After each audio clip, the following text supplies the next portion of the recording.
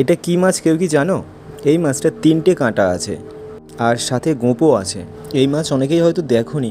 এই ধরনের মাছ খেতে খুব ভালো হয়। এরা মিষ্টি জলে থাকতে পছন্দ করে। হ্যাঁ বন্ধুরা, আমি সুব্রত। প্রতিবারের মতন আজকেও মাছ ধরতে চলেছি।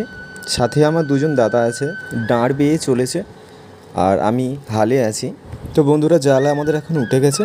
জালের মধ্যে কি কি মাছ আছে এখন দেখা যাবে। আর মাছ যাতে বেরিয়ে না যেতে পারে, যার জন্য এই কাছি দিয়ে বুটিটা বাঁধা থাকে কিন্তু। তো এখন বুটি আমাদের খোলা কমপ্লিট হয়ে গেছে। এবার এটাকে আমরা ঢেলে ফেলবো।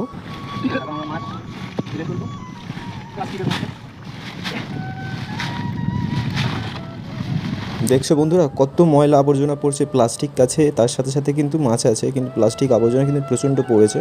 দেখছো ভোলা মাছও কিন্তু এর মধ্যে আছে। এই দেখো, এটা হচ্ছে তোপসে মাছ। তোপসে মাছও পড়েছে। তোমরা কে কে তোপসে মাছ খেতে পছন্দ করো প্লিজ কমেন্টে কিন্তু জানাবে। আর চ্যানেলটা কিন্তু প্লিজ সাবস্ক্রাইব করতে কেউ কিন্তু ভুলো না। আর এই দেখতে পাচ্ছ, এটা হচ্ছে তোপসে মাছ, খুব বড় একটা তোপসে মাছ পড়েছে।